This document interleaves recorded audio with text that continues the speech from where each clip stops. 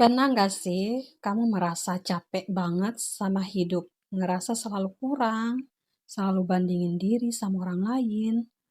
Aku pernah di titik itu. Rasanya setiap hari hidup buat memenuhi ekspektasi orang lain. Hari ini aku mau curhat dan berbagi tentang bagaimana aku belajar self-love dan self-growth. Semoga cerita ini bisa bikin kamu lagi capek jadi semangat lagi. Oke, simaklah video ini ya. Stop bandingin diri kamu. Mulai sayangi diri dulu.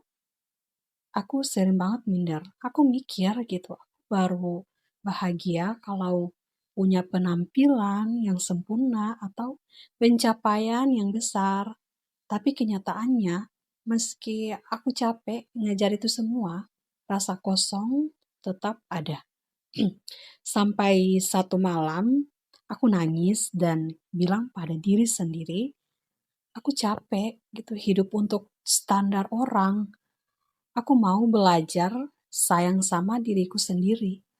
Malam itu jadi titik awal perubahanku. Self-love itu dimulai dari penerimaan. Apa itu self-love dan self-growth? Banyak yang salah paham ya. Dikira self-love itu memanjakan diri atau egois.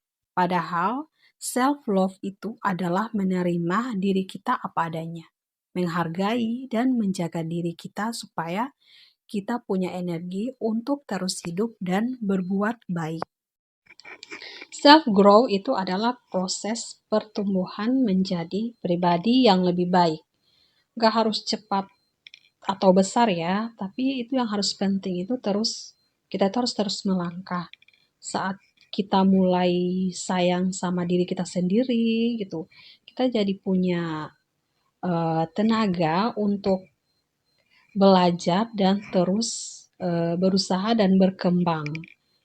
Langkah-langkah yang praktis itu yang harus kita wujudkan tiap hari itu. Langkah pertama itu kita harus bisa menerima diri kita sendiri. Ya, langkah pertama itu adalah ya menerima diri kita sendiri gitu. Jadi berhenti kita mengkritik diri sendiri, apalagi kita menyalahkan diri kita sendiri setiap waktu. Aku mulai latihan sederhana setiap pagi.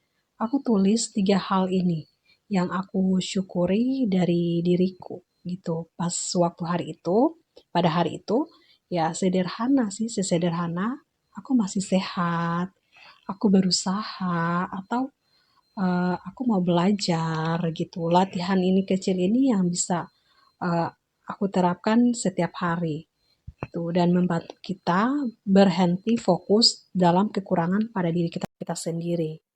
Tuh. Dan langkah kedua, merawat diri atau yang dinamakan self-care. Selanjutnya, rawat diri ya bukan hanya penampilan kita itu yang harus dirawat, tapi juga istirahat yang cukup. Makanan sehat atau makanan yang bergizi, olahraga yang ringan, dan memberi waktu untuk istirahat mental gitu. Dan self care itu bukan kemewahan ya, tapi kebutuhan kita sendiri gitu. Di saat kita merawat diri kita sendiri atau merawat cara kita untuk mengirim pesan pada diri kita sendiri gitu. Jadi aku layak dijaga gitu, seperti aku layak dijaga gitu. Dan langkah ketiga, menetapkan batas. Aku belajar untuk berani bilang tidak pada hal yang merugikan atau menguras energi diri kita sendiri gitu. Dan kita tidak bisa gitu menyenangkan semua orang gitu. Kita itu tidak bisa kita untuk menyenangkan semua orang ya. Menetapkan batas itu bukan berarti jahat, tapi bentuk kita itu menghargai diri kita sendiri gitu. Langkah keempat, proses bertumbuh. Self-growth bukan perlombaan. Aku mulai dengan langkah kecil dan belajar hal baru. Membaca, lebih sabar, atau memperbaiki kebiasaan lamaku. Tuh, memperdalam ibadahku gitu dan memperbaiki sholatku gitu dan harus bisa menjadi lebih baik lagi dari setiap hari gitu. Tidak harus sempurna ya, yang penting kita itu harus bergerak maju. Sekecil apapun langkahnya, kita harus tetap maju. Dulu aku dulu aku pikir aku baru bahagia kalau semua sempurna gitu. Sekarang aku tahu itu bahagia itu muncul saat kita berdamai dengan diri kita sendiri gitu. Dan hidup itu tidak harus seperti yang orang lain katakan dan orang lain pikirkan gitu. Kita boleh gitu punya jalan kita sendiri dan bahagia kita sendiri gitu. Karena ya bahagia itu karena ya memang dari diri kita sendiri gitu.